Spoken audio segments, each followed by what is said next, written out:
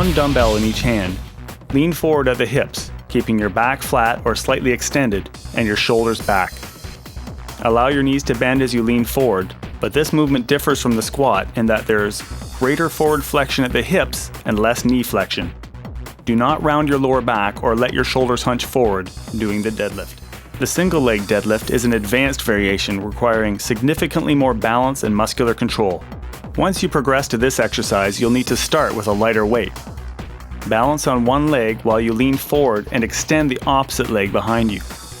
Maintain a neutral spine and lower yourself until you're almost parallel to the floor. The leg you're standing on should be slightly bent, and the opposite leg should be extended back in line with your body. You should feel this in your hamstrings, hips, and lower back.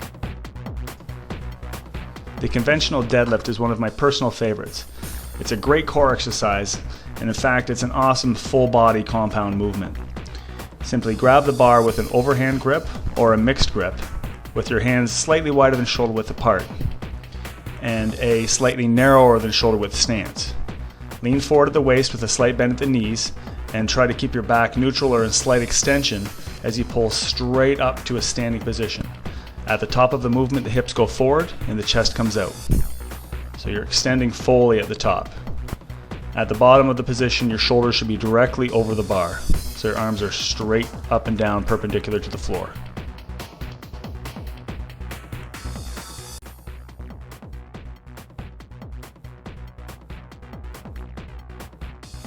The Hex Bar is a specialized piece of equipment typically used for shrugs and deadlifts. It's a steel frame with parallel handles set about 2 feet apart. The technique for the Hex Bar Deadlift is very similar to the dumbbell deadlift. Because of the favorable grip and body position, the Hex Bar Deadlift is typically an easier movement to perform than a conventional barbell deadlift. More weight can be used, and it's a good movement for teaching beginners basic deadlift technique.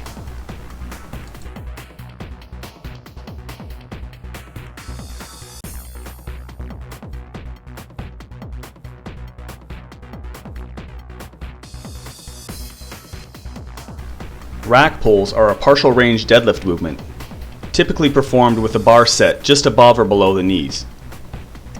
Because of the shortened range of motion, more weight can usually be handled, which makes this a great movement for adapting to a new weight or a heavier load. Perform the lockout the same as you would with a conventional deadlift, and be sure to pause at the bottom without bouncing the weight off the rack.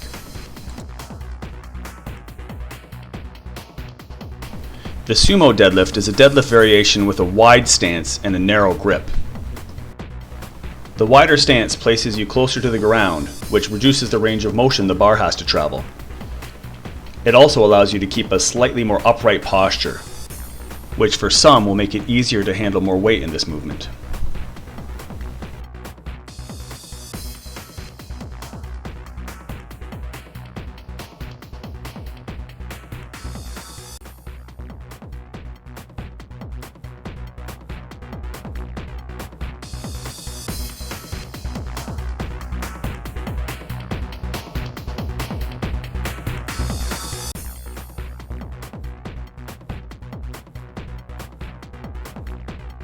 Speed deadlifts are a progression towards high pulls and power cleans.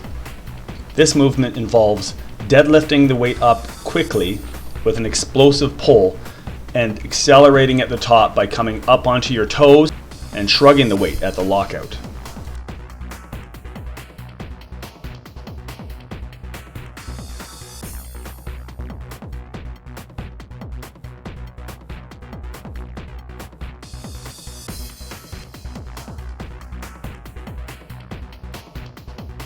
High pulls are a powerful movement involving explosive effort from your thighs, hips, back, and upper body.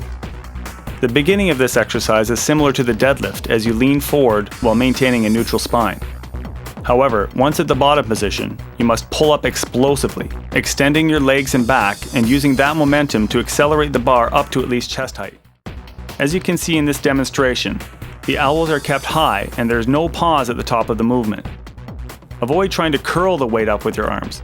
The power is coming from your legs and hip drive. Some people find it helpful to visualize a movement similar to starting a lawnmower or motorboat with a pull cord. power clean is similar to the high pull, but with a catch, literally.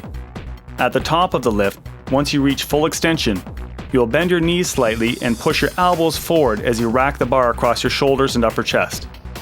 Finish in a standing position, then lower the bar and repeat. The bar should travel straight up, staying close to the body. Again, most of the effort should be coming from your hips and legs.